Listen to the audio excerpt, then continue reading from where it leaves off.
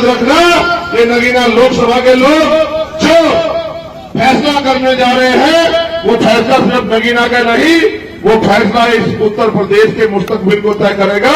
ये हमारा कमजोरों, किसानों, मजदूरों, दलितों, पिछड़ों, मुसलमानों और गरीबों का जो इत्तेहाद है, जो भाईचारा है, वही भारतीय भाईचारा भारतीय जनता पार्टी को रोक सकता है। मैं आपसे अपील करने के लिए आया हूं, इस बार अपनी वोट को जब आप 19 तारीख को डालने जाए तो एक तरफ चुनाव का मतलब होता है चयन करना। आप तस्तरी में, आप तराजू में तोल के देख लेना, एक तरफ वो उम्मीदवार है जो सिर्फ चुनाव लड़ने आए हैं और एक तरफ चंद्रशेखर आजाद है जिसने 11 साल में आपका कभी हाथ नहीं छोड़ा और आपकी लड़ाई सड़क से लेके हर चौराहे, गली, हर तहसील, हर जिला कार्यालय में लड़ने काम किया। हमेशा आपकी आवाज बना, उस आवाज को ताकतवर करना है, यह उसका गला घोटना है, इसका फैसला नगीना के लोगों को करना है। जब भी किसी बहन बेटी पर अन्याय अत्याचार हुआ, चाहे 69 शिक्षक भर्ती का मामला हो, जिसने गोली भी खा ली है, वो क्या किसी को धोखा देगा? ऐसा नहीं है आपसे। अगर वोट का होता तो हाथ जोड़ के कहता कि बहुत अच्छी बात है, बहुत अच्छी बात है, मुझे वोट देंगे।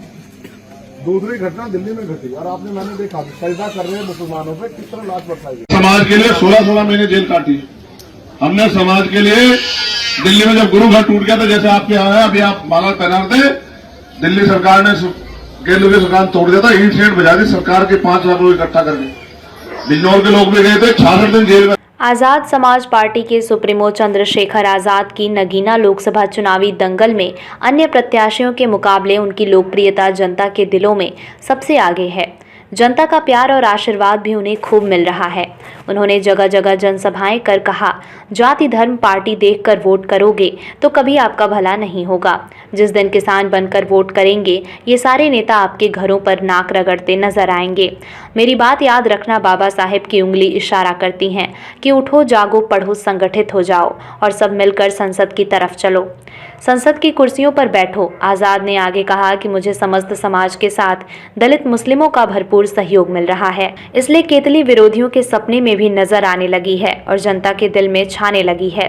चंद्रशेखर आज़ाद की चुनावी जनसभा विरामपुर, मंसूर सराय, बुढ़नपुर, हरौली, मंगलखेड़ा, जमालपुर कीरत, रामखेड़ा, गल्लाखेड़ी, कन्हैड़ी, पोटी, पोटा, पंडिया, पुरैना आदि गांव में रही। उनके चाहने वालों की भीड़ हर जगह उनके दीदार के लिए जमी रही।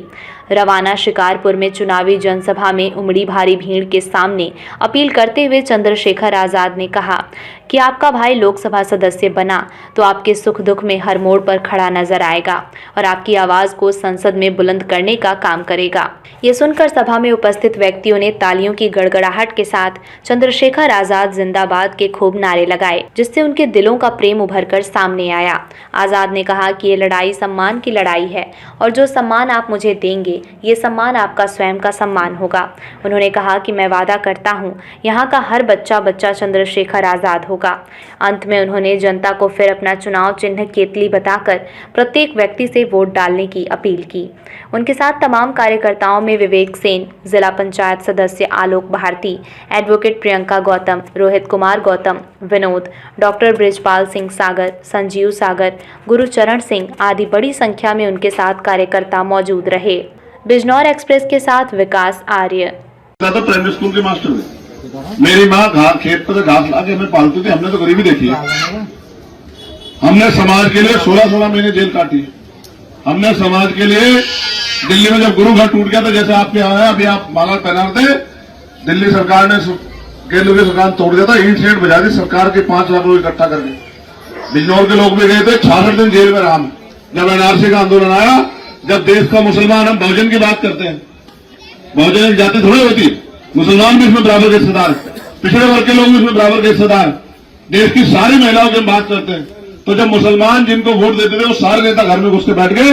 अकेला चंद्रशेखर आजाद खड़ा है जमा मस्जिद पे, जो कह रहा था घबराना मत, चंद्रशेखर आजाद खड़ा है, अकेला मत समझना अपने आप को। मैंने तो लोगों की मदद की। किसानों का आंदोलन हुआ, 13 महीने लड़ता रहा उनके साथ खड़े होकर। पहलवान बेटियों का अपमान हुआ, उनकी लड़ाई के लिए जी जान की बाजी लगा दी, और फिर जब तब भी नहीं रुका तो 4-4 गोली चलाई मेरे पर। मैंने क्या बिगाड़ा किसी को मुझे मारना चाहते? क्या बिगाड़ दिया मैंने किसी का? क्या गरीबों की आवाज उठाना कोई गलत काम है? क्या हम जानवर है कि गरीबी में पैदा हो गरीबी में मर जाए? क्यों हम इंसान नहीं? क्या हमारे कोई सपने नहीं है?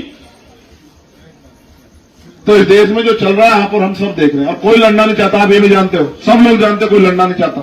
हर आदमी कोई अपने पैसा बचाने, कोई संपत्ति बचाने, कोई अपने परिवार को आगे बढ़ाने में लगा है। लेकिन हमें दर्द है क्योंकि हमारे महापुरुषों ने जो संघर्ष किया, उनके चाचर बच्चों की कुर्बानी हम पे कर्ज है। हम उस कर्ज को उतार के छोड़ेंगे, इसलिए हम लड़ रहे हैं।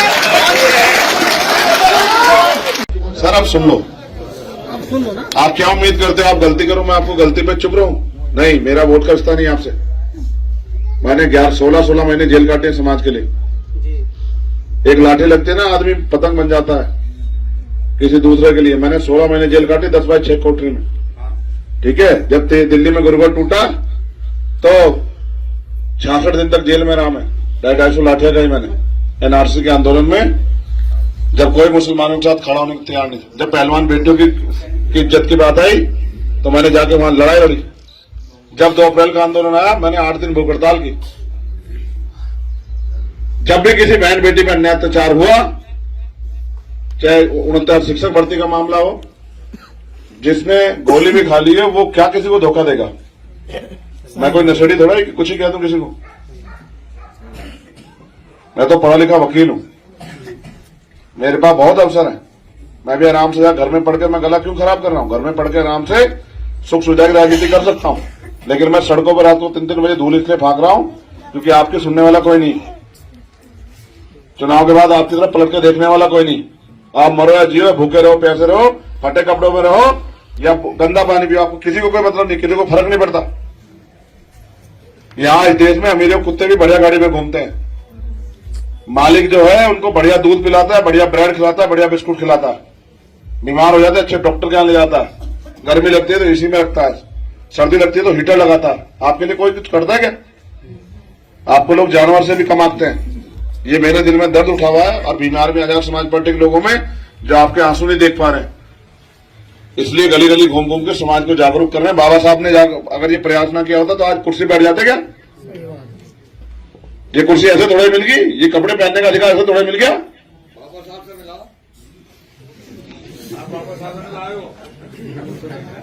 तो बाबा साहब ने नहीं कहा कभी कि खूब शराब पियो और समाज में बैठ के अपना अपमान करो। पार्लियामेंट में कहीं क्या हुआ? जिस पार्टी से वो थे उन्होंने उनको निकाल दिया। जब दिल्ली में जुल्म सह के भी मुस्कुराते हो, मैं आपसे बड़ा परेशान। अपने लोगों के तकलीफों में मुस्कुराते हो, बड़ी आश्चर्य की बात है यार। मैं आपके जहन की दाद देता हूं, आप इस हालात में बड़े खुश हैं। इसका मतलब अच्छे कपड़े पहनने से आदमी अच्छा नहीं हो सकता। ये मैं कड़वी बात कह रहा हूं, मेरा जहन है, मेरी वोट का रिश्ता नहीं है आपसे। अगर वोट का होता तो हाथ जोड़ के कहता कि बहुत अच्छी बात है, बहुत अच्छी बात है, मुझे वोट देना। दूसरी घटना दिल्ली में घटी, और आपने मैंने देखा सजदा कर रहे हैं मुसलमानों पे, किस तरह लाश बरसाई गई। ये एक आईना था बस आप लोगों के लिए कि अभी समझ जाओ। हम तो दलित वर्ग के लोग कितना कुछ सह रहे हैं, आप देखो तो सही। हम पे नौकरी करने के लिए, आगे बढ़ने के लिए आरक्षण था, उस आरक्षण को बिल्कुल खत्म कर दिया। जब सरकार डिपार्टमेंट रहेंगे तो सरकारी नौकरी कहां रहेगी? कौन हमें कुर्सी बैठने देगा? मगर संविधान तो बराबर के इजाजत देता था। ये संविधान है तो जिसने वोट की दी, वोट है तो हमारी बस्तियों में लोग आते हैं। वोट का अधिकार नहीं रहेगा तो आपके यहाँ से कूड़ा चल जाए, कोई भी नहीं आएगा। आज जो आपकी बगल भरते हैं, जो आपको टोपी पहनते हैं, आपसे टोपी आपको पहनाते हैं, वो वोट के चक्कर में तो पहनाते हैं। अगर आप महसूस करके देखो कि वोट आपसे खत्म होगी, बताओ कौन आएगा आपके मोहल्ले में? कौन आके पूछेगा आपने क्या हाल है? अभी तो चाचा ताया करते हैं, सर पे हाथ रखवाते हैं, आपसे पगड़ी पहनाते हैं, आपकी टोपी उतार के अपने सर पे रखते हैं, और फिर आपको वो दूसरी वाली टोपी पहनाते हैं, और फिर 5 साल टोपी पहनाते रहते हैं। कब तक का चलेगा केस में? ये चुनाव आप पे मेंबर ऑफ पार्लियामेंट बनाने का चुनाव नहीं है। ये चुनाव आप पे अपनी आवाज बनाने का चुनाव है। जिन लोगों ने ठगा उनको बताने का चुनाव है कि हम इस देश में गुलाम नहीं। अगर आप हमें गुलाम समझते हो तो किसी को भी, पैसे वाले को, लंबे कुर्ते वाले को, कोट वाले को हम पे थोप दोगे और कहोगे जाओ इन्हें वोट दो, तो हम ये जानते हैं कि हमारा अच्छा बुरा कौन है, हमारा दो दुश्मन कौन है, हमारा मुफीद कौन है, हमारा मुखालिफ कौन है, ये बात हम जानते हैं। आप मुझे बताओ, ये सारे नेता यही थे ना जब एनआरसी पे कानून आया? बताओ, अपने दिल से बताओ। और जब आप लोग भी एक बार हिम्मत हार के पीछे को उठ गए। जब मेरी बहनों ने, मेरी माओ ने, वालिदाओं ने, हमारी दादियों ने मोर्चा संभाला, ये सारे नेता यही थे नहीं थे। याद रखना, ये नगीना लोकसभा के लोग जो फैसला करने जा रहे हैं, वो फैसला सिर्फ नगीना का नहीं, वो फैसला इस उत्तर प्रदेश के मुस्तकबिल को तय करेगा। ये हमारा कमजोरों, किसानों, मजदूरों, दलितों, पिछड़ों, मुसलमानों और गरीबों का जो इत्तेहाद है, जो भाईचारा है, वही भारतीय भाईचारा भारतीय जनता पार्टी को रोक सकता है। मैं आपसे अपील करने के लिए आया हूं, इस बार अपनी वोट को जब आप 19 तारीख को डालने जाए तो एक तरफ चुनाव का मतलब होता है चयन करना।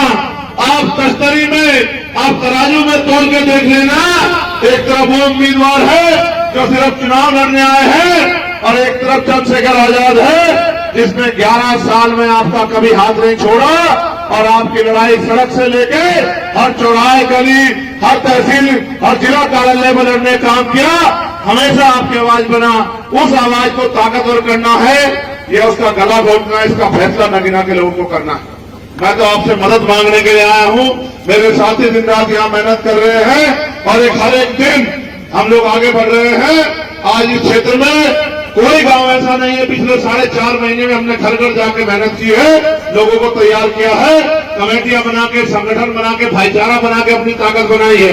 एक साजिश से खबरदार रहना मेरे साथियों, वो आपकी बस्ती में आके कहेंगे कि वो तो दूसरे लोग तो दूसरी बस्ती के फलानी पार्टी को वोट दे रहे हैं और उनकी बस्ती में जाकर कहेंगे वो दूसरे लोग तो फलानी पार्टी को वोट कर रहे हैं। मैं आपको बहुत जिम्मेदारी से कह रहा हूं, आपकी जेब में मोबाइल है और मास्टर साहब भी वहां खड़े हैं। मैं बहुत जिम्मेदारी से आपको कह रहा हूं, अपने आसपास किसी भी गांव में फोन करके देख लेना और किसी से भी पूछ लेना, किसान आगे बढ़ के मदद कर रहा है, नौजवान उससे भी आगे बढ़ के मदद कर रहा है, और चाहे वो गरीब हो, कमजोर हो, दलित हो, कोई भी हो, हर आदमी इस बात के लिए तैयार है कि अब तक हमने जिनको वोट दी वो पीछे मुलट के नहीं देखे, उन्होंने हमारी कोई लड़ाई नहीं लड़ी। अगर किसी ने अपनी जान की बाजी लगाई तो वो चंद्रशेखर आजाद है, हमारा भाई है, हमारा साथी है, जिसने हमेशा 13 महीने किसान आंदोलन में दिन रात एक करके रखा।